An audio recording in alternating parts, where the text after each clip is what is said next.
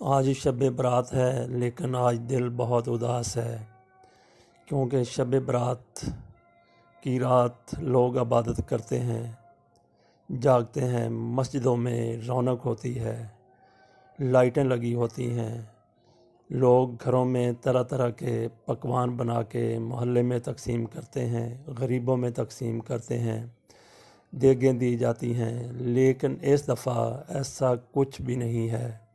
مسجدیں بالکل ویران ہیں۔ مسجدوں میں تو نماز پڑھنے کے لیے بھی نمازیوں کے جانے پر پابندی ہے، جمعہ کی نماز نہیں ادا کی جاتی۔ مسجد میں چند گنے چنے لوگ ہی نماز کے لیے جاتے ہیں۔ تو اس دفعہ کرونا کے باعث مساجد میں کوئی رونق نہیں ہے، لائٹنگ نہ تو مساجد میں ہے نہ ہی گھروں پہ ہے۔ گھروں کو لوگ اس روز شب برات کے روز رات کو دلہن کی طرح سجایا کرتے تھے۔ مساجد بھی خوبصورت بنائی جاتی تھی، لیکن آج کچھ بھی نہیں ہے۔ مساجد میں ویرانیاں ہیں، محلے خالی ہیں، گھروں میں بے رونقی ہے۔ کسی نے کوئی نیاز تقسیم نہیں کی، اگر کی ہے تو بڑے محدود پیمانے پر کی ہے۔ تو اللہ سے دعا ہے، اللہ نے تو ایسے لگتا ہے کہ جیسے مسلمانوں پر اپنی عبادت گاہوں کے دروازے بند کر دیے ہیں۔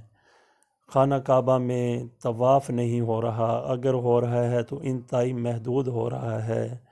نبی کریم صلی اللہ علیہ وآلہ وسلم کے روضہ مبارک مسجد نبوی میں بھی لوگ بالکل گنے چنے ہی جا رہے ہیں۔ اے اللہ پاک، اگر ہم سے کوتاہیاں ہوئی ہیں، یقیناً ہوئی ہیں، تو ہمیں معاف فرما دے، پہلے کی طرح مساجد آباد ہو جائیں۔ تو آج بالکل بے رونقی ہے۔ لوگ کرونا کو آفت سمجھتے رہے ہیں، آفت کو یہ سمجھتے ہوئے مساجد میں اذانیں ہو رہی ہیں۔ آپ یہاں بھی اذان ضرور سن رہے ہوں گے، کئی جگہوں کے اوپر اذان کی آواز آ رہی ہے۔